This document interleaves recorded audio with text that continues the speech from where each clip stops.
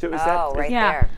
Right there, guys. So what we want to talk about is the fact that we have to see this center, that tiny little circle that you see right here, that needs to cross over. That center, that's going to signify that official landfall. So that'll be in the next, 15, 20 minutes at this point. It's going to be very soon, if not sooner than that. So what we're seeing, this eye wall right here, that is significant and very high reflectivities right there.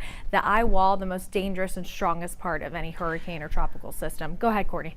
Well, I mean, people are waking up there watching this, and I know that there are a lot of parents out there too concerned about kids at FSU and Tallahassee. Yes. This right here looks like it's Taylor County. So Taylor County, Dixie, thanks. And then there's Tallahassee. Thank you so much, Bobby. So Tallahassee on the better side of the storm, right? So it's not on the dirty side. So thankfully there's that. However, they are going to really just continue to receive a good amount of impacts in terms of gusty winds, bands of rain moving through. These are high reflectivities. This is only 48 miles away from the center of the storm. So they're going to really start to feel that impact here now and continuing into the rest of this morning. So that's something to consider. They need to hunker down, stay indoors, obviously, but it's not going to be the same effect as what Taylor and Dixie County are in for. So just please don't worry so much about that, but we do want to note that that's going to be an issue, and obviously they're going to experience storm surge as well. So what we're seeing on radar, we're waiting for that official mark right there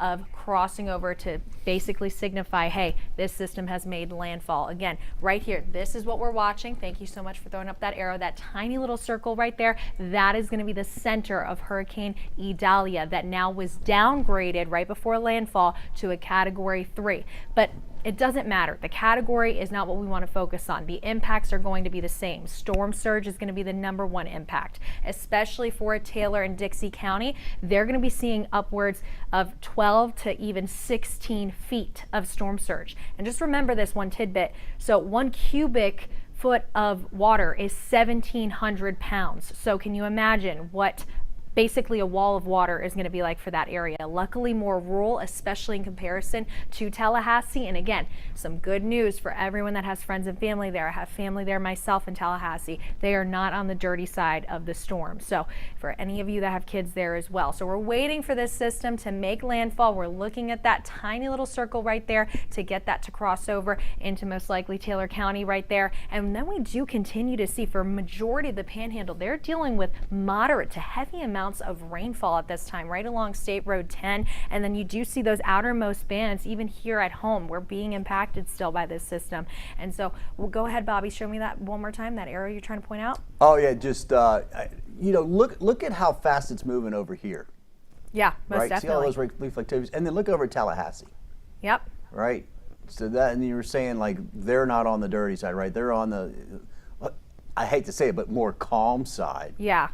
Than on the east side, so it kind of ease a little bit of the parents' fears if they got kids up there. Exactly. We want to ease your fears, and also just say too, again, this portion right here, the right side of the storm, the southeastern portion of it, that front right quadrant is continuing to push, and also we see the most amount of storm surge in this area right here in comparison to the other side where Tallahassee is located, and luckily this is more of a rural area. Still, devastating, life-threatening storm surge is expected for Taylor and Dixie County, and we're waiting for that landfall right here for Taylor County right there. So that is that inner portion of the storm. A wider look out, though, you can see this is a monster. This is a very big system, and we're still dealing with the outermost bands here at home in Tampa Bay that have continued to bring us severe weather and multiple tornado warnings all throughout this morning that myself and Bobby and Mike Prangley have all covered. And so what we continue to see too is multiple tornado warnings already going off for portions of Georgia. This is not just affecting us here at home in Florida, but also for our neighbors to the north. Even seeing the outermost bands affecting portions of Charleston at this point. And the system's going to continue to push towards the north and northeast. And as it does so, now we are seeing that this system went from a Cat 4 to a Cat 3, but the impacts, again, the same, and the front right quadrant is going to have the most amount of surge, the most damaging winds. Current winds right now, we're sitting at about 30 miles per hour sustained for St. Pete, Clearwater, Panama City at 12, Gainesville 25, Tallahassee, we see those winds at about 23 miles per hour there. So realistically, those winds really starting to pick up. And the biggest thing here, folks, heading into the next couple of hours, realistically the next 12, storm surge. That is always the most deadly part of any tropical system. And look what's going on already. We see the systems to our north as it's making landfall over towards Taylor and Dixie County. That is going to mean that counterclockwise flow, that is going to mean southwesterly flow for us. So those winds coming in from the southwest are going to push all of that water into Tampa Bay.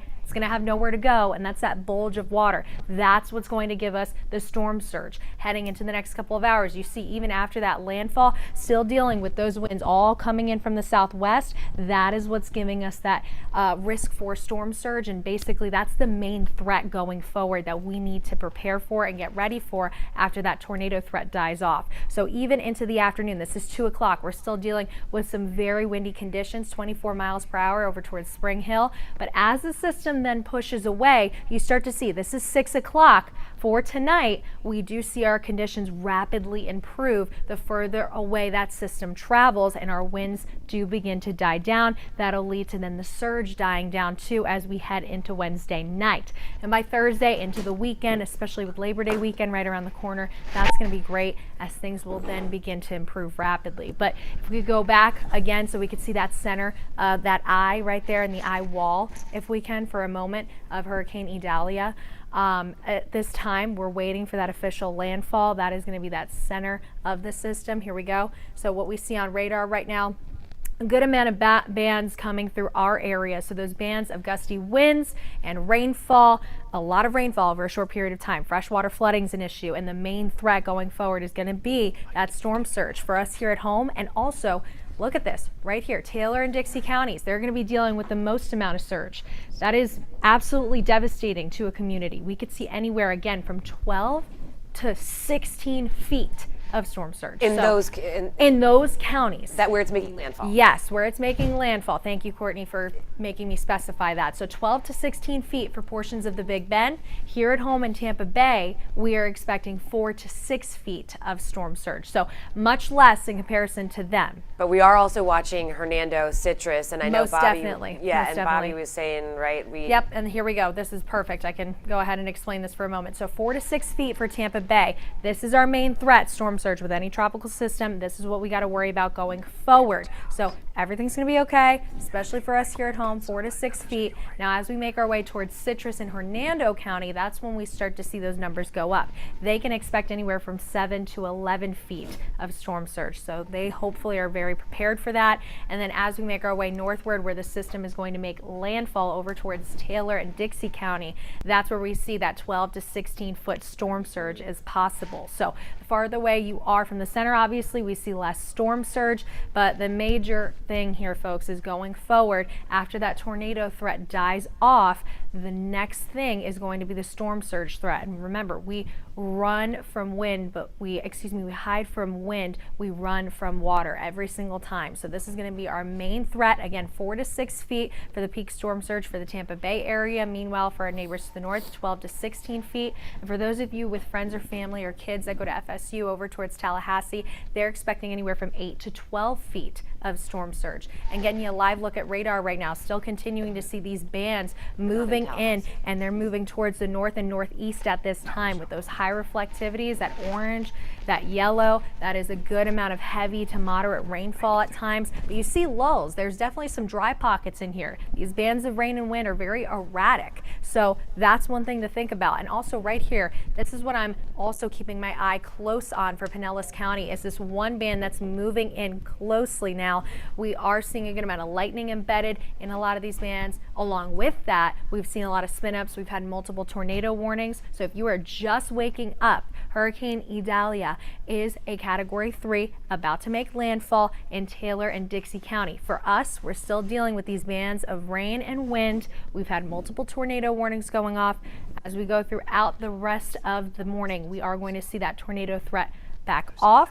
then the storm surge is what's next. That is going to be our main threat moving forward. But for us right now, at least we're not seeing any of those warnings in terms of tornadoes for right now, but we still have that tornado watch in effect up until 3 o'clock. But we'll trim that back. But for right now, we're going to continue to keep you informed, prepared, and connected. And let's get you back over to the news.